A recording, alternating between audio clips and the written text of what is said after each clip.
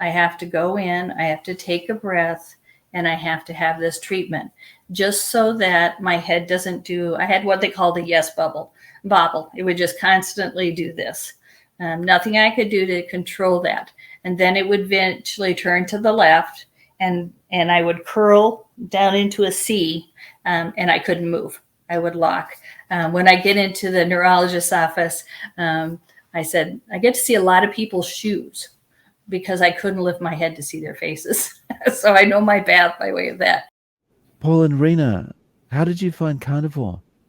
Well, we started to hear about the term in different social media things or YouTube, and wanted to kind of explore it. I think we found the Beef and Butter gal first, and then started watching Dr. Berry. So at the time, I'd seen my doctor, and he said, well, you're obese. And I thought that's an insult.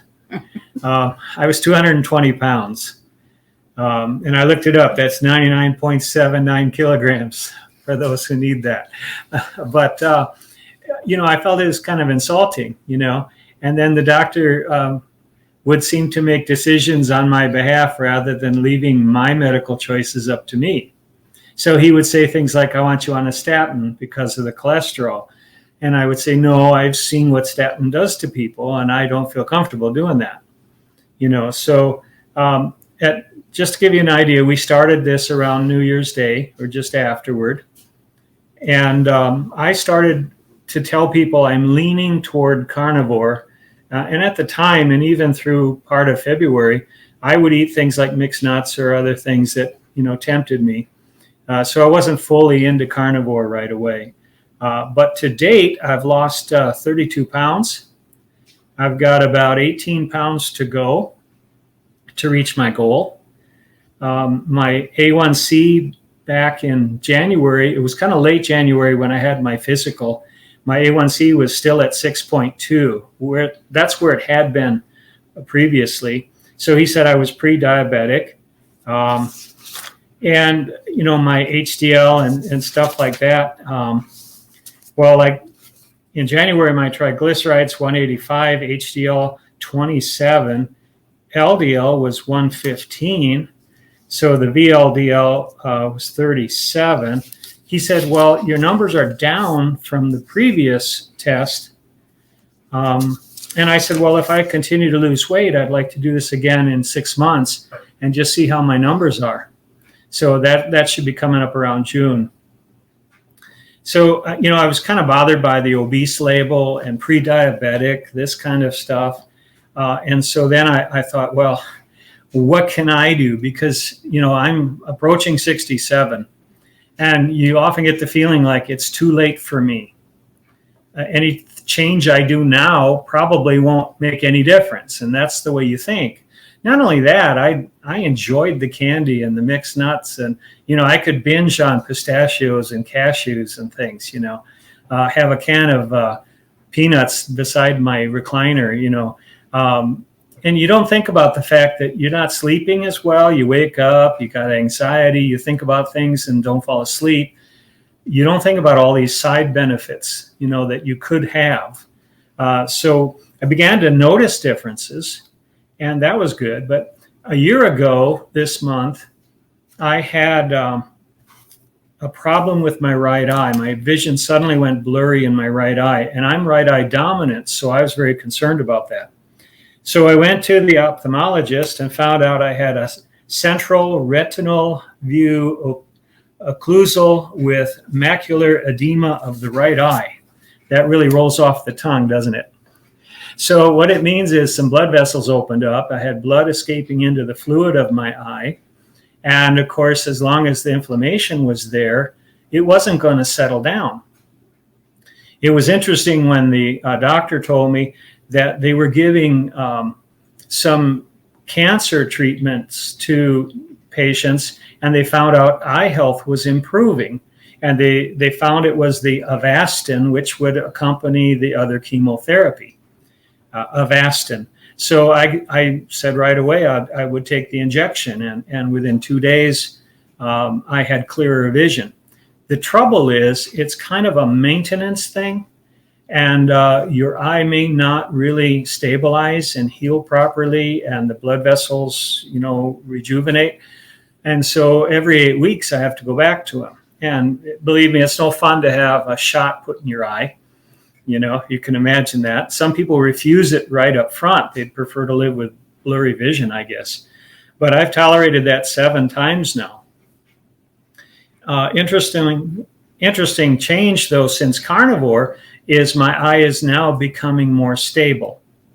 And so I don't think it's the treatments that they gave me, but when they scan the eye, they get a reference point kind of sideways, if you will, where they can see if there's a bubble at the macula. And so that's gone down considerably. In fact, the doctor's assistant wasn't even sure that he would want to give me that shot that day, but he said, yes, we'll still do it. So I haven't noticed much difference from the injections, but I do think Carnivore is helping that. The thing that concerned me with both my primary doctor and the eye doctor is that a lot of this is just maintenance. It's like, we know where you're at, and let's give you this, and let's do this for you, and we'll maintain things like that. But I found other things were happening. Like I could sleep through the night. When I woke up in the morning, I didn't have to rush to the restroom. I would have more pleasant dreams, no anxiety at night that would keep me awake. If I roll over at night, it's probably because I'm just tired of being on one side or the other, So it's not like I'm really aching or having muscle spasms or anything like that. I also found that my sugar and carb cravings have just disappeared in this short time. So I can walk right by that cash register candy display and at the store. Used to be I'd go in for a couple things, but I'd always pick up the candy bars, Don't even feel tempted. I think the only thing I miss is hot buttered popcorn, but I can get over that too. So no more Pepsi or Cheetos or Hershey bars for me. So, and those were big in my life. Believe me, I would guzzle the Pepsi, real sugar Pepsi, and I would enjoy the Cheetos while watching a film or something. And of course, a Hershey bar for my sweet tooth. Other things I've noticed, no excessive perspiration or body odor. The other thing is when I was 220 pounds and I had a list of things to do every day, I would put it off. I'd make excuses like, oh, it's too cold, or I don't want to go out in the garage to the workbench right now. And really what I was saying is, this recliner is so comfortable, I'm just going to stay, and put that off for the next day. But I found under Carnivore, I have all kinds of ambition. It's like one day I did about 10 small tasks all at once, and got them done, things I'd been meaning to get to for a long time. Another thing, in the mornings, I used to have a lot of sinus congestion and it worked to clear my throat. I don't have that so much anymore. I feel good. That was one of the first indicators. So I got into this mostly for weight loss and thinking maybe I can lower the A1C and, get good numbers on the other blood work. But it's got so many benefits. And there's no snacking anymore. Like this morning I had some eggs. I just microwaved it in a bowl to keep it simple. I don't have a lot of dishes to wash, but I left it kind of soft and liquidy. And I enjoy that. I like soft boiled eggs for that reason. But we're down to pretty much one major meal a day. So if we have like a hamburger, I'll have like a cod fillet with it. Or if we enjoy some seafood, we enjoy salmon or tuna steaks or the cod fillets, as well as the red meats. We have some venison yet in the freezer, things like that. So we mix that up with the beef. I tend to shy away now from the chicken and the pork, just not enjoying it as much. And then the other thing we do is we'll buy like the pork belly that's pre-sliced like thick cut bacon, and we'll fry that like bacon and enjoy that. It's a little different flavor, and yet it's very tasty, My only quandary is what to do with the toaster and the bread maker and the mixing bowls and all the other stuff in the kitchen. We no longer use. Now, what's amazing to me is, that Dr. Berry and others have said, don't rely just on the scale. So I'm down to 32 pounds. That's great. But they also recommend using the measuring tapes. So my neck went from 17 and a half down to 15. My chest, I lost 4 inches. And I measure it where the nipples, to get that. And then my waist down about 4 inches. I'm wearing a size smaller pant these days. My hips about the same, a couple inches down from that. And I measure one of my thighs, and that's staying about the same. I also ride a recumbent tricycle, a tadpole style, around my neighborhood. We live in the Midwest in a calm area where I can ride all around the residential areas without a lot of vehicles. So that's pretty safe. I can do 5 to 6 miles in a half hour and come home happy, So I really enjoy that. One of the biggest thrills was yesterday. I want to mention this to lead into Rena's story, because yesterday my wife decided to go for a walk on our lane, and it's fairly level. And she took out her 4-legged cane to walk with, and then decided, I don't really need this. So she started carrying it. And then she thought, I feel really good. So she walked back toward the garage, set the cane down, and began walking down the lane without any assistance. Now, this is the first time in 7 years.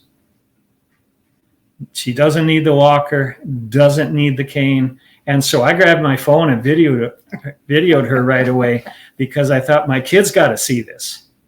And one other thing I want to mention, we have a couple of friends who are way too heavy, and they know it, and they've wanted to lose weight. But it's my results and my wife's results which convinced them to go carnivore. And they're beginning now to have great results just 3 weeks into it. And that's the best thing. So I'm happy to preach carnivore to anybody who'll listen. Now I'm going to let my wife tell her story. Yes. So back in 2017, I started to have a week that was real tough and led down a path that I've been on now for 7 years. At one point, I was sent to a larger hospital in our region, about 3-4 hours away from us, that's well known for diagnosing unusual conditions and dealing with them. And they diagnosed me with the same thing the neuroscience people did here in our area. They told me I had dystonia. They confirmed cervical dystonia, and they did my first treatment there. But when they asked me, how did this start? Because they did tell me it's on the rare side, although cervical dystonia is one of the most in that category. So they asked me, how did it begin? And I said, well, in 2009, I had my first pull to the left, and I fell down 14 steps, hurting my rotor cuff. And then I said, then the next time I really sensed it, although I'd have little jerks to the left, the next time I really sensed it in my body was in 2014, which I was out doing my flower gardens in front of our house. And once again, out of the blue, came this jerk to the left. And of course, it took me over. That time I didn't get hurt. I was in a flower bed with rubber, instead of the pine bark, it was rubber. And so falling on that was softer. And then I said, then starting in 2017 on Memorial Day weekend, the Sunday I just didn't feel quite right, but I work at a bakery. So I went to work at the bakery, and I told the girls, it's a holiday, so I needed to be there. So I said, I don't feel quite right. I'm going to try and make it through the day. I made it through the day just fine. I still didn't feel quite right. But then on Tuesday, I got up and on Tuesdays, I would work as a librarian in our local library. So I went in, I did my job. I had individuals who helped come in who did volunteering to put books away and stuff. And my volunteer said, you just don't look like you feel very good. And I said, yeah, I don't know what it is. I don't feel well today. And so she said, why don't you sit more and I'll just take care of this. And so I did more of that. And when I came home Tuesday, I just took it very easy. Wednesday, of course, I'm very stubborn. I went back Wednesday, and over the course of the day, I got worse. So when I drove home on Wednesday, I didn't feel stable enough in my visual and my balance to drive into our garage. So I just parked out front and had Paul do that later. But once again, on Thursday morning, I was to report back to the bakery, and I was the primary person coming in. And I'm very loyal to my job, very loyal to the people that I work for. And I felt like I just can't not show. I need to be there. I know that my lead is coming in 2 hours. So in 2 hours, I can go home. Well, 2 hours came and went, and I came to find out that she had been called to another store because she felt she had good staffing. So I had to talk with management, and eventually got to the point where I just absolutely had to go home. I felt like I had vertigo. I was getting nauseated. The pull down and pull to the left was so very strong that I just couldn't take it anymore. So they asked me, do you need a driver? I said, oh, no, I can do this. So I went and set my vehicle. That wasn't very smart, but I did drive the 8 miles back to home. A lot of people honked at me, so maybe I was not driving as well as I thought I was. But that is the last day I've ever drove. When I got home, I told my husband, I'm sick, I'm going to bed. So I went to bed. My daughter, who is a nurse practitioner, called, and I said, she often calls me every day. So that wasn't unusual. But I said, I explained to her how I didn't feel good. And she says, where's Dad? And I said, well, he's out, Dad. And so she said, I'm calling him. So she called him, and he came back and took me to the hospital. She said, you could be having a stroke. There's a lot of things that could be going, but you need to go to the hospital. So I went to the hospital. I learned a lesson. When I went in the door, I said, I have vertigo and I'm not feeling very good. So I've learned, you don't tell the staff, I have this. You let them tell you, you have that. Because what did they say? They gave me medicines that stopped the nausea, and they gave me medication for the vertigo and sent me home. They said, call your primary on Monday. So on Monday, I called my primary, and he did see me, and he said, that medicine's done nothing for you. I don't believe you have vertigo. So that started the trail of doctoring. He sent me to another region, and they did the ear, nose, throat doctoring. And the specialist finally just said, you don't have vertigo. And my friend who took me that day was mad. Well, what do you mean? That's the only answer? You don't have vertigo? I said that was his only job. His job was to say, yes, you have vertigo, or no, you don't. And so, okay, we didn't have that. So then he sent me to neurology. We did a brain scan. They didn't see anything in the brain scan. Then they did a scan of my neck, and they weren't sure. So their message to my doctors, we're going to wait 3 months, rescan. We think it could be Lou Gehrig's disease, or it could be MS, but we're just not sure. He did not like that. He says, I don't think you're so bad and so changed. We're just not going to wait. So he did send me for another MRI on my neck. That one came back and it was fine. So the first one just had what they call some ghosting. So he said, I'm not happy with that, so I'm sending you to another location in a bigger community the other direction. So I went there, and that first day with her, I do a lot of trembling. I did a lot of, the head bobbing, and the body was just obviously under trauma. I called her my bobblehead doll.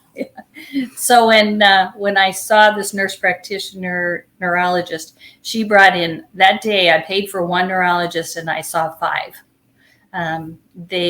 She brought in everybody because she said, they all said, you look very unusual. We don't see this. They actually said, can we bring a student in? Because we don't see this very often. So we would like to have them be able to observe. And I have no problem with that. I just wanted help. So over the course of a number of months, they diagnosed me with dystonia. And I don't know if it was essential tremors, but with tremors, some other terminology. Then they ended up sending me on to the bigger hospital, which just went ahead and confirmed that diagnosis. And then they said, you're ready for Botox, or they sent me over to be checked for Botox. So with that procedure, they put a lot of needles in you the computer says how much your muscles are reacting. So they said, yes, you're ready. Do you want Botox today? And well, I don't know. Yeah, that's what helps. So we did the treatment. following the treatment. My husband had been there part of the time, and then I had to go back, and we were staying with friends. My daughter came to stay with me. And so when we were done with the treatment and we left, my daughter looked at the agent that was putting the stuff in and said, "How do you do this every day?" He goes, "Well, you just get used to it." He says, "I don't think I could ever get used to this. You just tortured my mother." And so when I left there, I got on the phone with my brother, who also has cervical dystonia and has had it for 10 years, longer than I got it. So I asked him, I said, "Bud, how do you ever get back in that chair? How do you ever go through this again? This is not pleasant." And he goes, "Honey, you're going to get to the point where you find relief, and you go through the torture for the relief you get afterwards." So after a number of months and years, I found that to be true.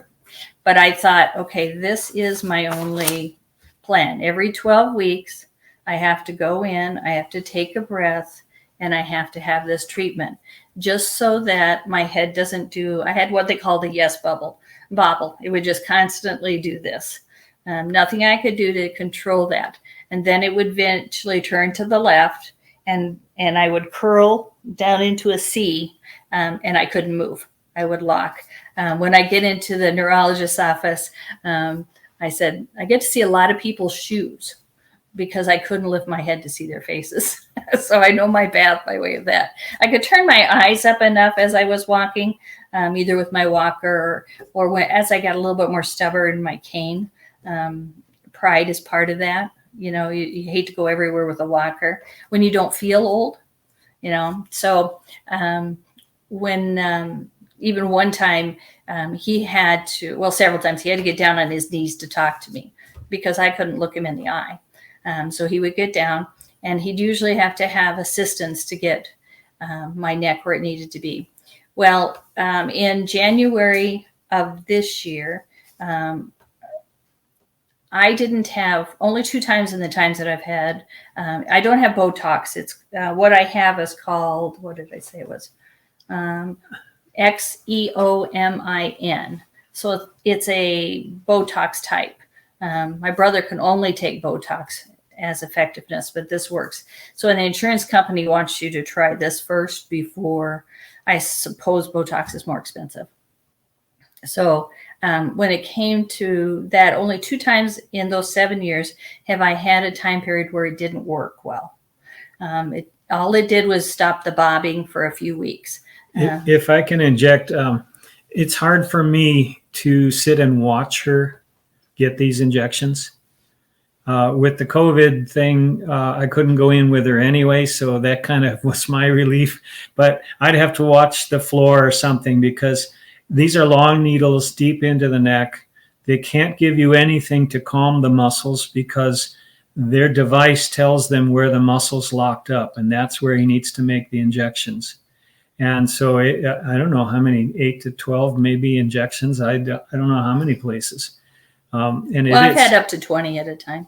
It's pretty scary because, if they inject in the wrong place, they hit a nerve or something, she suffers for it. If they get too close to the throat, then she can't swallow well or something like that.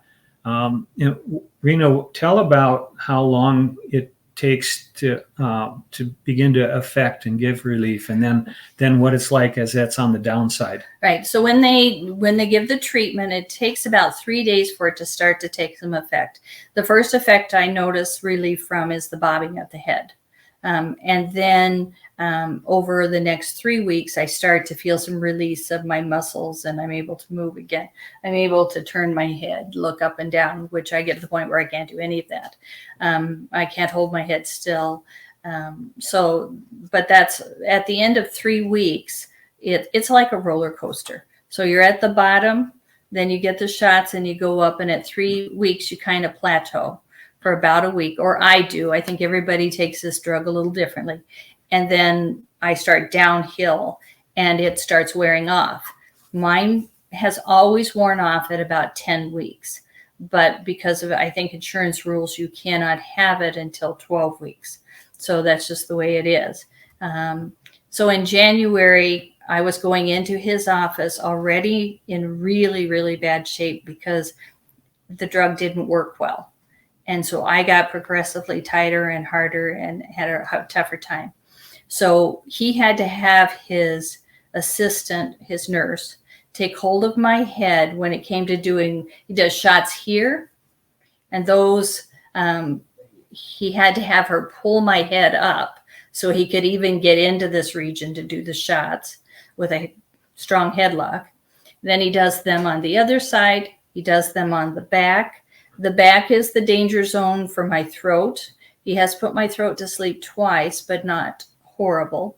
It's a weird thing when you're drinking and gargling, or is that gargle noise?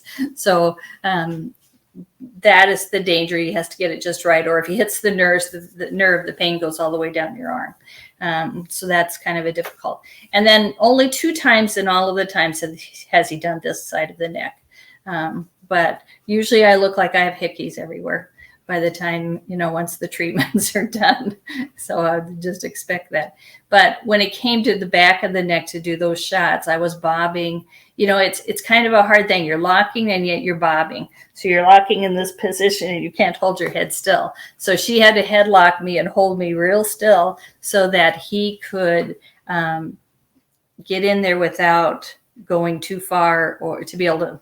The little machine that I don't know, I think it's connected to the needle, but what it does when it goes in, if it's hitting a muscle that's pulling, then it screams. It just is very, very loud. So I can always tell, okay, that nerve or that muscle is very, very aggravated. I don't know if you understand what Botox does.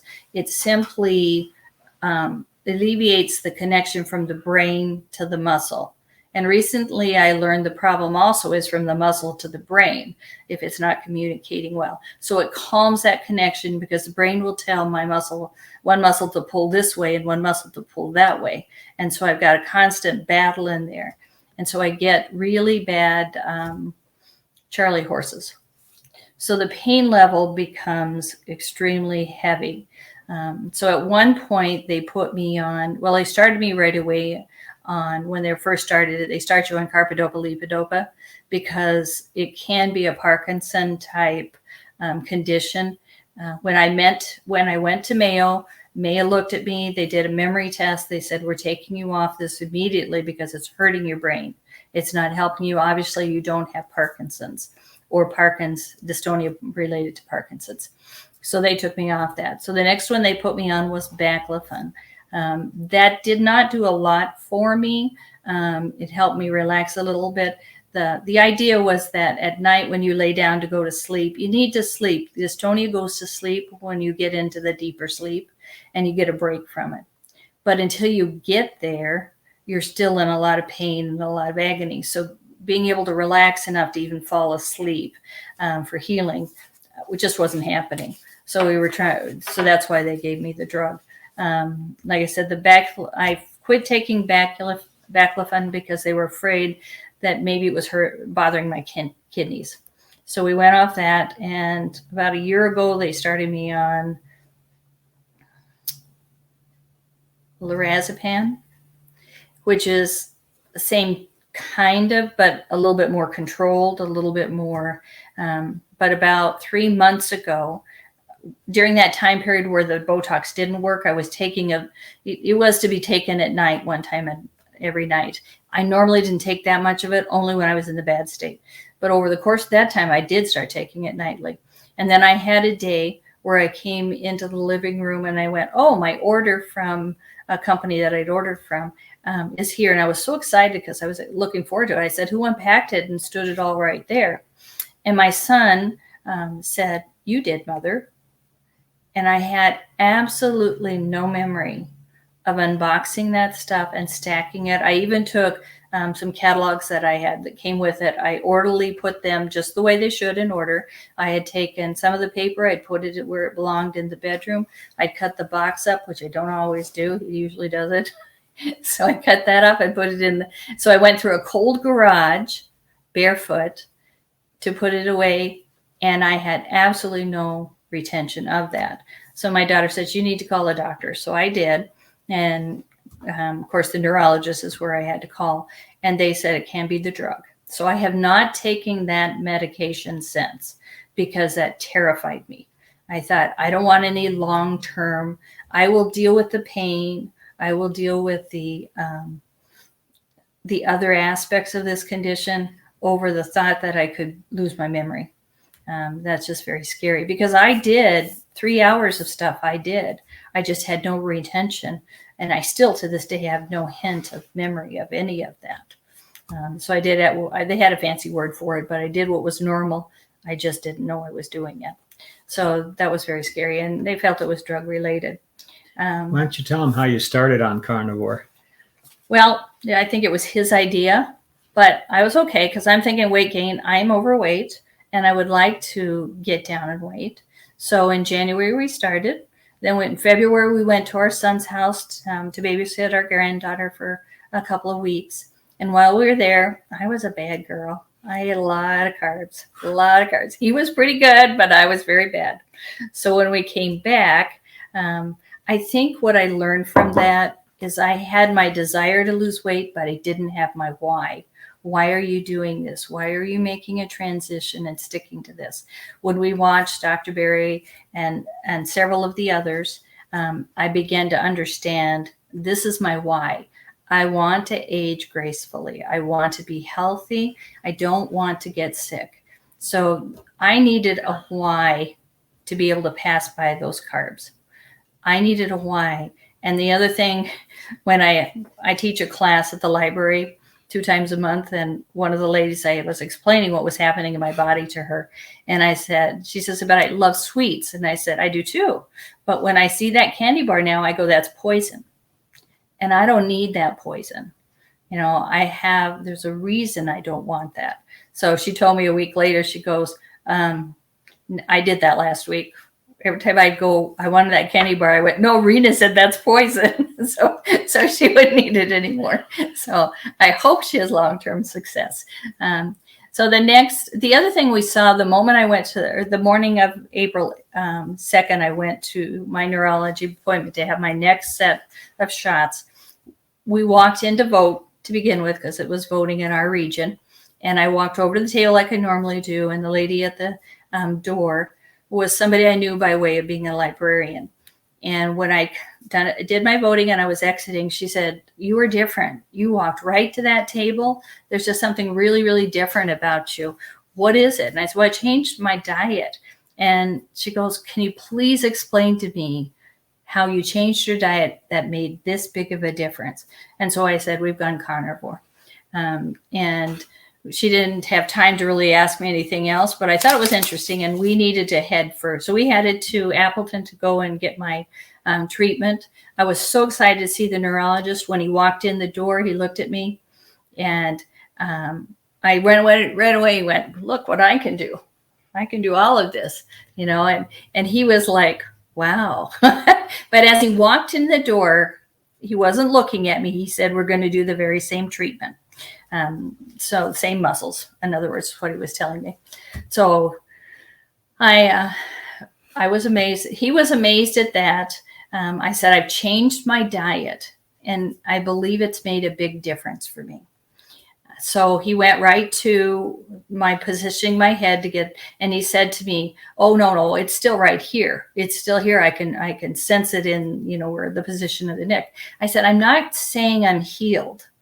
I'm saying I can manage it better at this point. I don't know what the future holds. My hope is for even better improvements, but you can see me today. What I'm saying is I'm improved tremendously.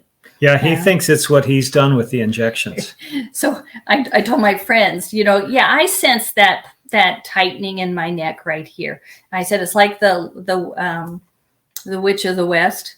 I'm going to get you, my pretty. So I felt like, okay, I know you're trying to get me, but you're not succeeding right now. So he did the treatment, and that was something I because I'm struggling now.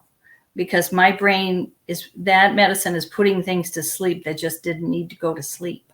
So I'm hopeful. This is the first time I've ever been wanting it to wear off.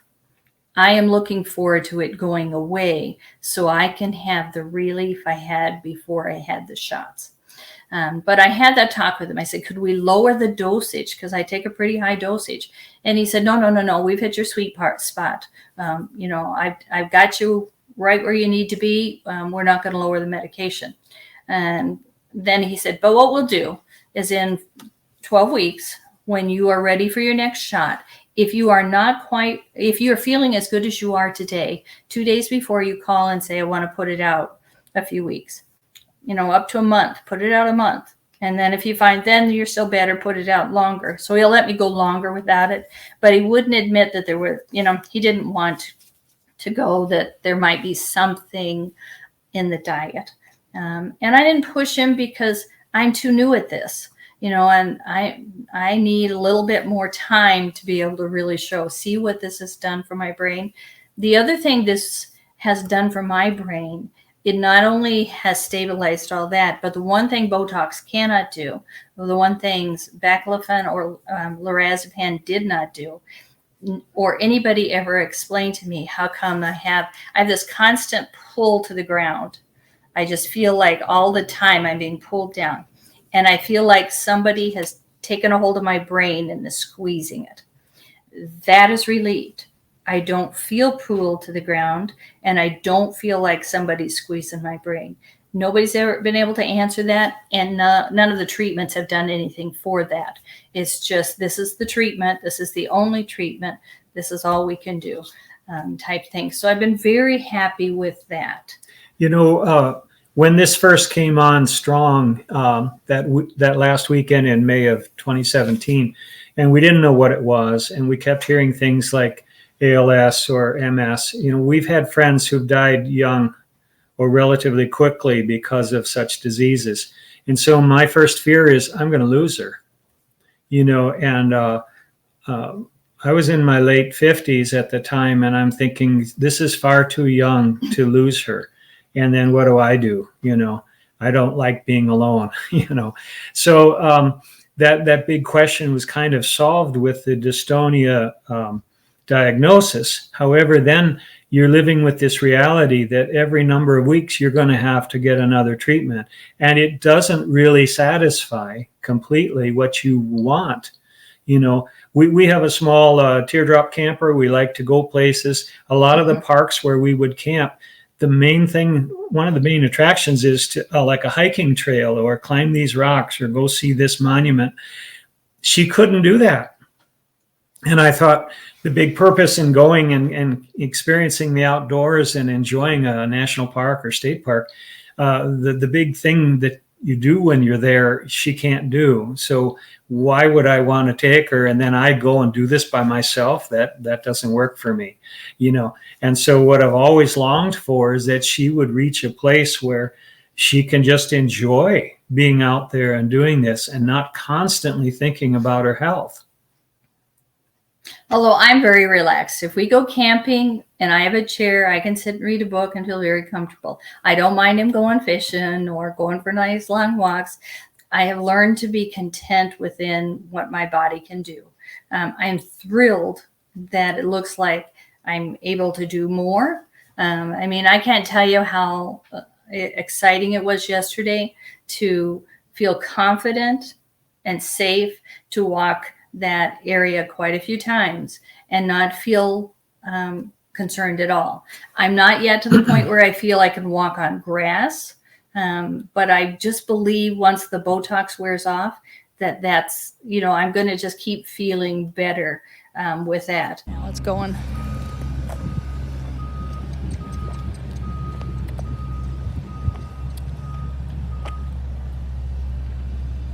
Can't turn her on any time. You gonna run? Yeah, I ran. I said I can even run. The other thing is my blood pressure. I'm not taking a blood pressure pill anymore. I kept watching it get so low, and my daughter just said, Mom, you are too low. You got to quit taking that pill. And so I'd say, well, I'll cut it in half. And then it's not, I could get into the doctor, but I also have white coat syndrome. So I go in and my blood pressure is way too high. One time a nurse did say, okay, just take a breath, breathe in the roses and blow out the candle, and just take a minute and relax. And then she did my blood sugar. She said, you are just fine. So she taught me to do that. But I thought, I've been taking it very regularly here at home. And in the mornings, I couldn't even get a blood pressure. He could get his blood pressure with the same machine, but it rejected. It just wouldn't take it. And then later in the day, it'd be 90/75. So Laura said, I think it's too low. And that's why the machine won't take it, because your blood pressure is too low. So a few days ago, I went completely off of it, and my blood pressure has stayed at 108/65. So I think that's a big change. I've also gotten to the point where I took an acid reflux ever since my son was born, and that's probably been 38 years. 38 years ago, because I had a hiatal hernia, and they put you on it, and you just stay there. I've got down to, I thought I was almost to where I wouldn't have to take it at all. Now I realize I have to take about 1 pill a week, just because it does, especially if we're going to barbecue or if we're going to grill. There's something about the grilling that irritates my stomach. But I also, Dr. Berry said, we gotta wake those systems up again. They've been drugged for a long time. They have to wake up. So I have to be patient, but that's coming. And I unfortunately, but I realize, men lose weight faster than women. So I've only lost 24 pounds, but that's 24 pounds down. And I don't weigh myself every morning. I don't measure all the time. My clothes fit better, and my attitude stays better, not based, not telling myself, oh, I didn't come down anything today, or, I don't get discouraged that way. I'm content with that. And I know it'll come. I just keep telling myself, stay the course, stay the course. This is the healing method. That's why I'm doing it. Is the weight is a bonus, but the healing's what's important. That's my why. Over 7 years, she found little tricks and things that would help her around the house, like without shoes on, just in her socks or bare feet, she could sense something of the floor and the texture and everything, and that helped her cope with the imbalance and everything else with dystonia. And then, of course, she feels that since the walls are fairly close, she can always lean to a wall if she had. Well, if I fell. Or if she fell, she wouldn't fall far, Yeah. So that was interesting for me to see over the years, the little things she would do to try and accommodate, her needs. It's kind of nice having the handicap flag hanging from our rear view mirror, and we park closer to stores and things. But we only got that really because she was concerned about winter weather and icy conditions and the possibility of falling. It's just amazing, what you do to cope with a chronic problem, and now you find relief from that. Mm-hmm. So it's like all these little coping mechanisms you don't have to worry about so much anymore. So now I'm sleeping better at night because I'm not locked up. I'm not in pain. She stopped snoring. So did I. Yeah, those are. But the other thing it did before Carnivore, the other thing is that we got to buying plastic things because my hands would twitch and I would throw something and break it, or I'd knock it off. And I couldn't control that. That was a part of the trembling. My feet, my doctor said this is very classic dystonia. And they eventually moved me from cervical to general because my toes, my big toe would stick straight up as far up as it could come. And talk about painful. There's nothing you can do to relieve that. Eventually the brain lets go. I've come to understand it's the brain. It's not that region, because nothing, hot pads, nothing would take care of that. I've had that on both right side and left side. I've also had where my foot will cramp in and be very, very painful. One day, this wasn't painful, but it was very interesting, and I wish I'd have grabbed and taken a picture of it. My toes on my left foot started moving all different kind of directions in positions that I can't make them go when I'm thinking about it. And then it jumped to my right foot and did the very same thing. And then it jumped back to the left side. I even told him, look at my toes. I'm not doing that. And I, later tried it. I couldn't get my toes to do that. And I realized it's just all the brain. the brain, whatever was going on in the brain. But then I got to where I like to do cards. So if I was making cards and stuff, my hands would start locking up. And that's painful too, like writer's cramp, which is a form of dystonia. So I haven't had any of that. The very first thing I noticed when we'd been on this, probably about a month and a half, I reached up and went, my hair is soft. My hair has been brittle for years and years and years. And all of a sudden, my hair is soft. To me, that was very important. And it's like, wow, this feels really nice now. And then as I was sitting in my chair, I have a lift chair because I got to the point where I had to roll to my good side, my right side, and push myself out of our love seat that we had, or my chair that I was in. And so Paul got me a lift chair, which was much easier to get up out of because I just could not do it on my own. Well, she wouldn't tell me that she was struggling to get up out of the love seat or chair that she was in. And I thought, well, nuts to that. So I went right to the furniture store and bought this powered chair. It says she wouldn't have to struggle, you know. So I do get up now easier. I can make that quick movement, which I could not do for a long time. And they saw that at the neurology office. And he commented in his notes that I'm not sure how he knew this because he didn't see me walk. But maybe his nurse who did see me walk would have commented that my gait was so much better and that I was walking so much better. And, you know, he did document in that all of this was better. Of course, he linked it to the last treatment. And I thought, like I said, I'm not going to fight that battle until a few months down the road when I have even more evidence of longevity with this. Then I might, but he's about to retire. Now I will see my other neurologist in June. I'm excited to see that. Because I'm hoping he's a younger guy. He will be taking over the Botox treatments when the older gentleman retires. Well, one of the things yesterday when I was so surprised to see her walking without the walker cane is that her steps were fine. Her leg motions and everything were very normal looking.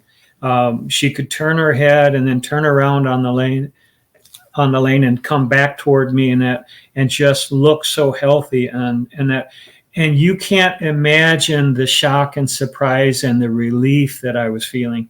You know, I was just giddy about it. It's like I have to. I didn't know he was filming. So I filmed her with my camera on the phone, and then I wanted our kids to see it because they've known for 7 years that, you know, she was just getting by and sometimes was barely doing that, you know. So this is such a tremendous change.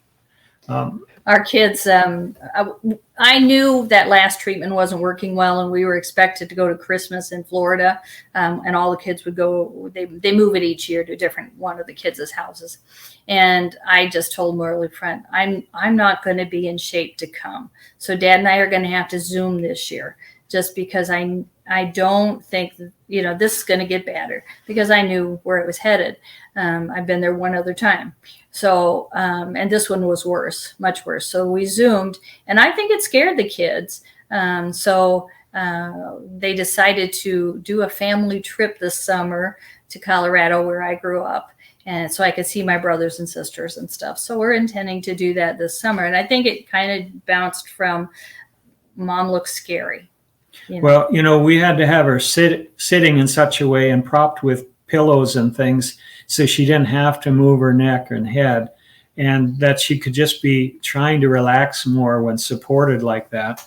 And then when the kids see her that way, of course, it is kind of frightening, and you do feel like we're going to lose her, you know, that this can't go on much longer. So we thought they'll get a kick out of the video. The only thing is, we recorded it, but he recorded me when I didn't know. Well, it was too long, and you couldn't upload it. Too many megabytes. Yeah. You know? So we did it again. So we did it again, and we did it shorter. So I'm thinking, hey, I can run. So I ran a few steps, and then I turned her back and ran a few steps coming back. and so several of them commented, Mom, you ran. And my daughter, who's the nurse practitioner, said, Mom, don't do that. Give it a while. I want you to fall and break your hip. So I mean, Rena, how did you feel just being able to do that? I mean, you mentioned that you went up and down a few times. It must have been like this surreal feeling of oh like, yeah. what has happened? Yeah, it was the same way I felt when I walked into that neurologist. I was so excited to show him the changes in my body because it's so visual.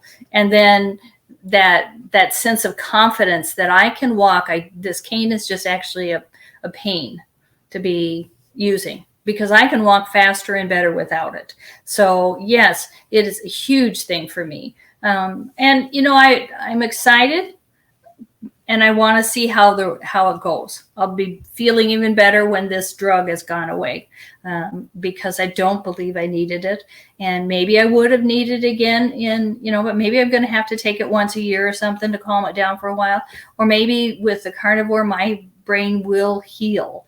I don't want to promise people healing. I just want to say it's worth trying. That's what I told my brother. I called him after seeing the neurologist. I was so excited. I said, I would like you to consider this, because your dystonia is now gone to your knees. And so he has a terrible time moving. They've also classified him general. The other thing is they classified, because I have it, he's my oldest brother. Both Mayo and where I'm doctoring said this is genetic. They didn't take genetic testing, but because two of us in the same family have it, although we can't trace it anywhere else, they said this is likely a genetic dystonia. And they feel it's very, very rare for two in the same family to have this disorder. My brother's, from my understanding, if I understood him properly, his neurologist is one of the top, or the top one in the nation for dystonia. He lives in a different part of the different state, quite a ways away. So I don't see him very often. But he said when he told him that I'd been diagnosed, that he told him, he said, that's very, very rare for two siblings to have the same condition. So that's just the way it is. So I told you my soft hair was the first thing. My second one was when I was sitting in that chair and had my legs up, I all of a sudden realized I'm not trembling anymore. My legs are not jumping. That was the next big thing I noticed, was no trembling. Yeah, she stopped kicking me. Yeah, well, I kicked the neurologist, because I have no control of that. If he would slightly touch me, my legs reacted violently. So that has calmed. I don't react violently anymore. So, I'm just so excited for the future. The other thing is we left that neurologist office. We went to the grocery store because we wanted to find a couple of things at this bigger store. And we saw another individual from our town who happened to be over in the big city. And she saw me and she says, wow, what's happened? You are looking so good. And she says, your eyes are brighter. You walk better. It's just, wow, what's happened? So we explained to her, and she says, I can't wait to tell our other friend who hasn't seen you. Of course, she's blind, but I can't wait to explain to her the changes in you, because, she was excited. And I thought, in that one day, there's 4 individuals that saw me that hadn't seen me since I started this journey, even though I've only been on it a short time, and they were all wowed. Like, wow. When I first suggested we give this a try, my feeling is if we both lost a little weight, if we both did, then she would at least maybe feel better, and maybe there'd be some assistance against this dystonia by having less pounds to carry around. I had no idea how many internal things begin to heal on the carnivore diet. So, I'm a recent but firm convert, Yes. and I'll preach that to anybody who'll listen. Give it a try. You don't know what's ailing you so often. And then when you get on this diet, you find things relieved that you didn't even think you were suffering, and yet now you're finding changes in your body, and it's great. We started listening to the Steak and Butter Gal videos, and then we picked up on Dr. Ken Berry. So I actually then joined the Proper Human Diet community, which is a small subscription. But I think that since we are not really coaches in this, that's where people ought to turn. I would recommend to anybody they join the PhD community. And then there's so many coaches and so many people going through similar things. There is so much to learn. And so we're kind of now carnivore video junkies, I think. It's like, if this is coming on YouTube, we got to watch it, Well, and I tell my friends, don't just take what I say. You need your why, because you may want to lose weight, but unless you've got your why, you won't stick with it. So go and listen to these doctors who have the test results. They have the, what do you call it? The studies that prove it, that we're not hearing, and I don't think our doctors are hearing. I don't think my doctors intentionally mean to lead me down the wrong path. I think that they just don't have. I will be seeing my regular family doctor in June, have all my blood tests, and I'll be eager to see that, although I'm a little nervous about the cholesterol. But I just have to get over that and keep my why and know that that big number, if it's there, it's not the important number. I think assuming your cholesterol has gone up, that might be one of the factors that's helping you. Yeah, that could be, because repairs going on. Right. Yeah. So the other thing, since her diagnosis of the dystonia, and it was so severe, there was some question of whether or not donating her brain when she passes for study would be helpful.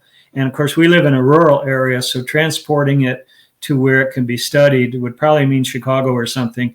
But they're always concerned about the condition of such a thing turned in for study. If you're too far out, it's too difficult to transport in time and everything. But I'm thinking now on Carnivore, if she keeps getting better and better, they wouldn't want to look at her brain now. Well, I asked my neurologist, I said, what is your view of this? Of course, I said it a long way, and he kept trying to answer the questions between. I said, listen, I'm a woman. I'm giving you the whole picture before I ask the question. And so he left. But I said, I really just want to know, is it even worth signing the papers and trying to have them organize this? If my brain, if it's the only way they can truly study dystonia, I am okay with that. But is it worth it? Because, I don't see others with dystonia. I have no way of gauging how bad mine is.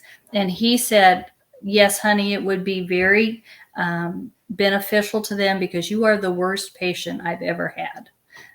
So that made me feel like, okay, so if I pursue that, which I have not yet, now maybe I don't have to.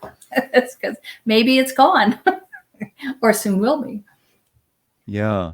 So, I mean, firstly, just let me say congratulations. I mean, I can't, it's, I guess the feeling, I understand this a little bit, I think, from some of the stuff that happened to me, but the feeling of this is getting better, this is getting better, this is getting better.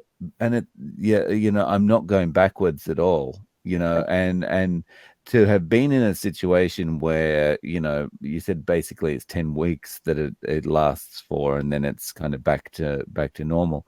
To have been in that situation repeatedly over 7 years, now to like yesterday be walking normally and feeling like, okay, well, there's no degradation. I'm just going to run a little bit as well. It must be overwhelming to some degree. There's great joy, there is, and I'm excited for the future. I just want to see how much happens because we are so very new to this that I realize that a lot has happened. I do find my better days are when we eat red meat and I eat a lot of fat. Those are my better days. We do have a variety. We found we're not big on pork and we're not big on chicken, just for flavor. But we'll have salmon, tuna, steaks, cod to augment the meal. So you got different textures and flavors in a large meal rather than just all beef and butter. But I do think I sense more in my body when we're eating the red meat. That for whatever reason, for me, for my body type. That's the other thing I liked about Dr. Berry and the others were watching. Some of them, they were saying that what I need is not necessarily what he needs. So I need to do me, and so I can't push me onto somebody else. I can give them the basics, but they have to find what food type works for them, whether it's ketovore or just keto or carnivore. And so that's what I also say to people. You have to find, if you can only start with keto, start there. But you need to go in and clean out all the garbage out of your house, because you'll be tempted to go back to it. Yeah.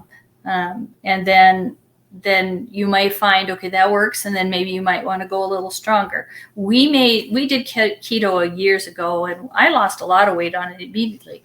I'm not losing as much, but I'm older and I have a whole lot more things to heal. So I think my body is concentrating on healing, but blessing me with a little bit of weight loss on the journey. I think once I've been, things have healed better, I think I will find that the weight loss starts to come off quicker. Yeah, and I'm 18 pounds away from my goal, but I'm feeling like, let's just keep doing this and see what happens. We're not going back. If I reach that goal weight, that's fine. But, when we married, I was 148 pounds. She said I was too skinny to marry. I'll never get we that were both far pretty down. tiny in college. We were pretty tiny then, but there's just joy, and I think that's reflected in you when you're moving around. People see that I never felt depressed. I think I do a pretty good job of just being, okay, this is real, this is life, I can deal with it and then go forward. But I think I do have back a brightness about me that maybe was missing for some while. And I think that's because you feel better. And when you feel better, you are brighter. My brain is definitely a bit clearer. I'm hoping for better memory, that maybe with time that my memory will improve. It's been damaged, I think, by the carbidopa-levodopa, and it's also been affected by the lorazepam. But I believe that, I'm hopeful that in time that'll get better. Now, my daughter will tell you, when mother says, I know I put it in a safe spot, she would say, oh, we'll never see it again. Mom's safe spots, we'll just never find it. So I've always had a bit of a memory problem, and I think that was a lot of being a young mom with 4 children under the age of 5 and being active and just doing things remote, by rote. And then you think, okay, what did I do with that? But I'm hoping that gets better. There's another thing that happened when this happened that has not been solved or resolved. And Mayo, when we went to the bigger hospital, all they could tell me is do these exercises in 3 weeks, it should be better. Well, I did the exercises more than 3 weeks and it wasn't better. But what happens is, if I'm walking in a room and I come around the corner and it's dark, my balance is completely gone and I'm against the wall immediately, just like that. Something about the dark condition suddenly makes the difference with balance. And all of this condition would get so much worse when the sun goes down. That hasn't resolved yet, but I'm hopeful that's just something my brain is working on. Because like I said, even the really big, well-known clinic just had no real ideas as to what, other than I was told my brain doesn't communicate effectively or my eyes don't communicate effectively with my brain. So that's why they thought the exercises might help bring back that connection. So I'm going to start working harder on that again, even though it didn't work the first time. Maybe that my brain is healing, it will. So that's one. So there's a couple of things I'm still hoping to see out of this. I will, once that one pill's gone, I'll be totally off all my medications, and that's a great thing. I really didn't think I'd see that until I'd lost another 30 or 40 pounds, but. I really want to thank you for letting us share this. Other people might view it and say, well, that's really good for them. But I'm thinking about those that are suffering a similar chronic condition, and maybe their experiences are somewhat similar. And we want to give them hope. Right. Yeah. Dystonia can be less hopeful. So I'm hoping that somebody else, I'd like to hear somebody else say they found relief also. I'm thrilled I have, but I really it would joy my heart just a lot to know that others are trying it and also finding success. I do think one thing bears emphasizing, though. In your particular situation, for both of you, you've had all these results, and it's only been, well, not even 4 months, right? Right. Yeah. Yeah.